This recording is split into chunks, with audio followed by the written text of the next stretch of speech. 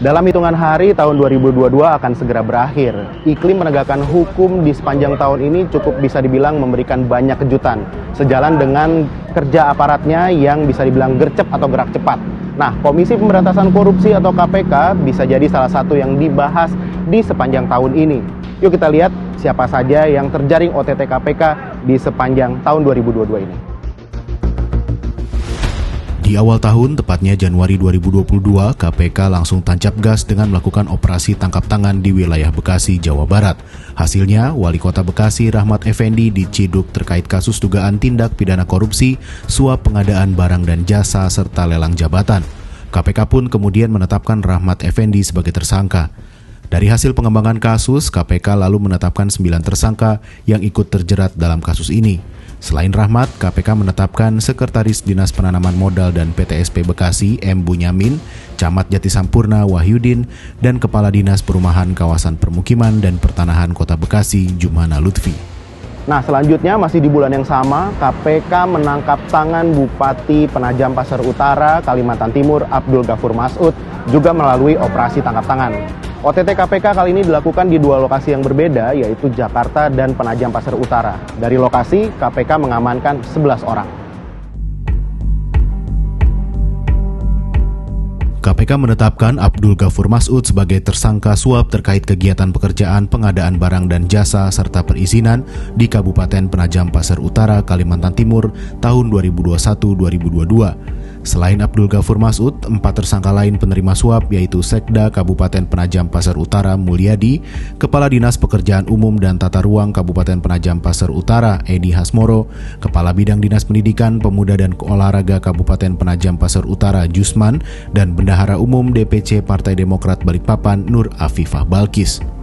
Lagi-lagi masih di bulan yang sama yaitu Januari, KPK seolah-olah ingin meraih impresi publik setelah melakukan operasi tangkap tangan terhadap Bupati Langkat terbit rencana perangin angin. Dalam OTT tersebut, tim KPK mengamankan barang bukti uang sejumlah 786 juta rupiah.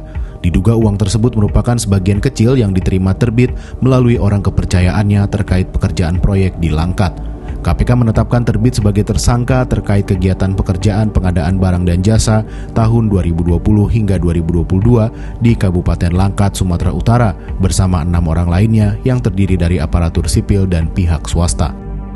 Januari 2022 bisa dibilang jadi bulannya KPK dalam menjaring mangsa melalui operasi tangkap tangan. Tak tanggung-tanggung, di akhir Januari, KPK melakukan OTT terhadap Hakim Pengadilan Negeri Surabaya, Itong Isnaini Hidayat, dan juga Panitera Pengganti Hamdan terkait suap penanganan perkara.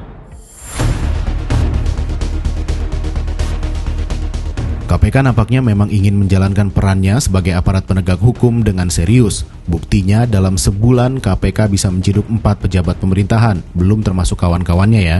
Pada bulan-bulan berikutnya KPK seolah tak memberi kesempatan bernapas anggotanya.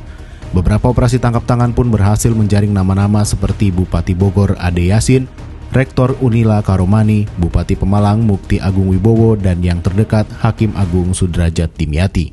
Di akhir 2022, KPK nampaknya masih punya sisa-sisa tenaga sebelum menutup tahun. 2 nama berhasil diciduk untuk kemudian digelandang ke Gedung Merah Putih dan akhirnya mengenakan rompi oranye tahanan KPK. Di Desember ini, KPK setidaknya menahan 2 nama. Pertama, Hakim Agung Ghazal Basaleh. Ia ditahan setelah ditetapkan sebagai tersangka kasus dugaan suap pengurusan perkara pidana Koperasi Simpan Pinjam Inti Dana di Mahkamah Agung. Kasus ini lebih dulu menyeret Hakim Agung Sudrajat Dimyati.